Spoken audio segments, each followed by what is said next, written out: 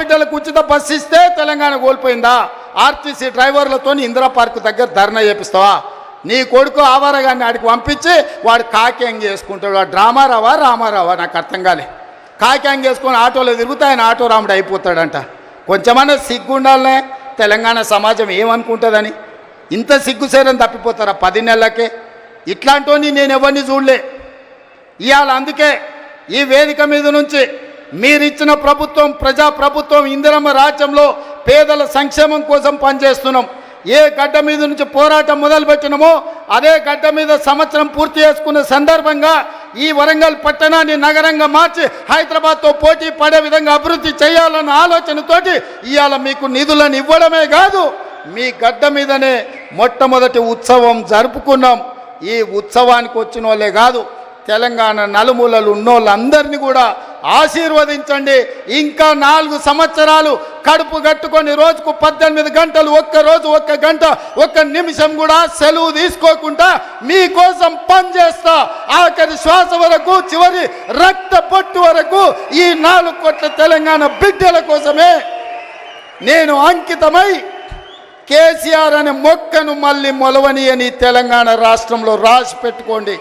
చెప్పిన నాడు ఓడిస్తాని, ఓడించిన పార్లమెంటులో గుండు 0 అని చెప్పిన గుండు 0 తెచ్చిన.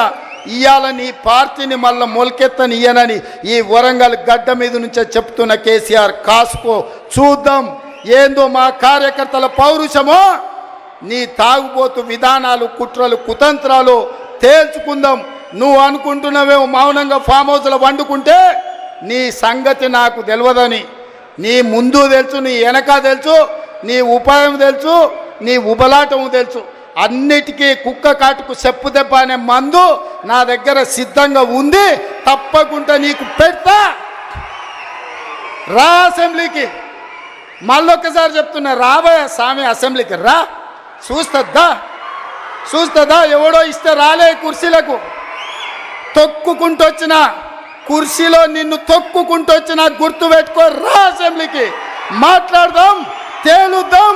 సిద్ధంగా ఉన్నా తారీఖు పెట్టు, సమయం పెట్టు, వచ్చి చెప్తా బిడ్డ నీ సంగతి. ధన్యవాదాలు సోదరులారా.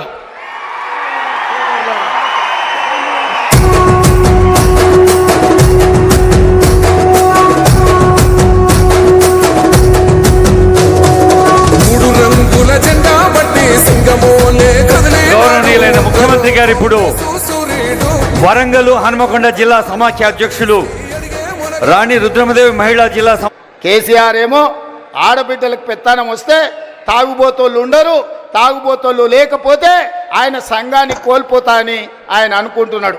ఎందుకంటే ఈ రాష్ట్రంలో తాగుబోతుల సంఘానికి ఏకగ్రీవ అధ్యక్షుడు ఎవడని ఉన్నాడా అంటే ఆయన కేసీఆర్.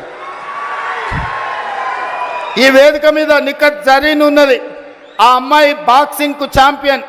ఈషా సింగ్ ఉన్నది, ఆ అమ్మాయి స్పోర్ట్స్కు ఛాంపియన్. అదేవిధంగా దీప్తి అని వరంగల్ నుంచి పారామెడికల్లో కాంస్య పథకం తెస్తే ఈరోజు ప్రభుత్వ ఉద్యోగం ఇచ్చినాం. వాళ్ళ